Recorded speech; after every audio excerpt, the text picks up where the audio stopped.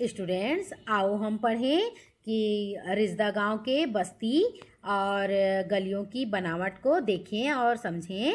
ये देखिए, सटे हुए मकान है वहाँ पर कुछ इस तरह से। रिजदा बलौदा बाजार जिले के एक बड़े गांवों में से एक है। उस समय यहाँ की जनसंख्या लगभग 5,000 थी। मकान एक दूसरे से काफ़ी सटे हुए हैं। गलियाँ अत्यधिक संकरी और घुमावदार हैं। अधिकतर मकान मिट्टी के बने हुए हैं, जिनकी छत कवेलू से बनाए गए हैं।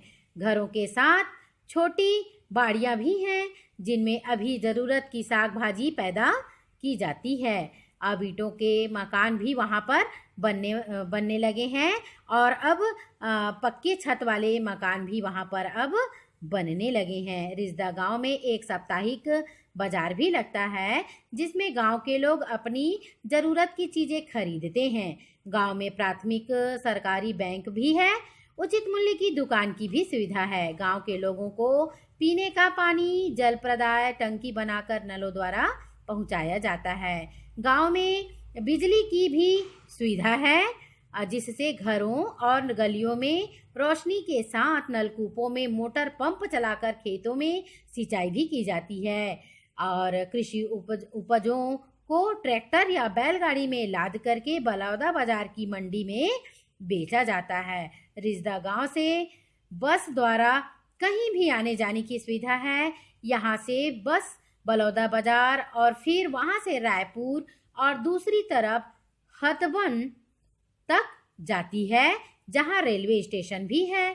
इस तरह यातायात की सुविधा मैदानी गांवों में अधिक है।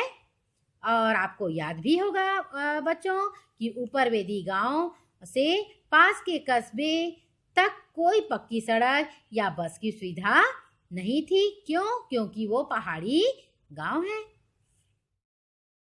स्टूडेंट्स, रिजदा गांव में भी परिवर्तन की लहर दौड़ पड़ी है। रिजदा गांव के लोगों को अब अपने जीवन में काफ़ी बदलाव दिखाई देने लगा है। पढ़े लिखे लड़के अब अपनी दुकान या रोजगार चलाने लगे हैं। वे गाड़ियों की मरम्मत, बिजली के सामानों को सुधारने, कपड़ा सिलाई आदि का काम करने लगे हैं। काम की तलाश में अन्य राज्यों में जाने वाले लोगों की संख्या अब कम हो गई है।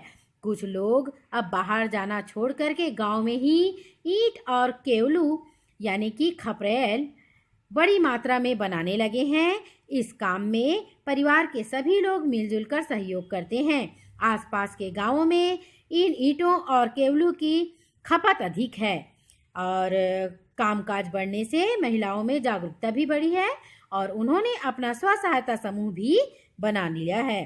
रिजदा गांव में कई जाति और काम धंधे करने वाले लोग रहते हैं, लेकिन रिजदा में आर्थिक विषमता अधिक है। कुछ लोगों के पास अधिक जमीन है, जबकि ज्यादातर लोगों के पास बहुत कम जमीन है। देखिए रिजदा गांव के लोग ईंट बनाते हुए।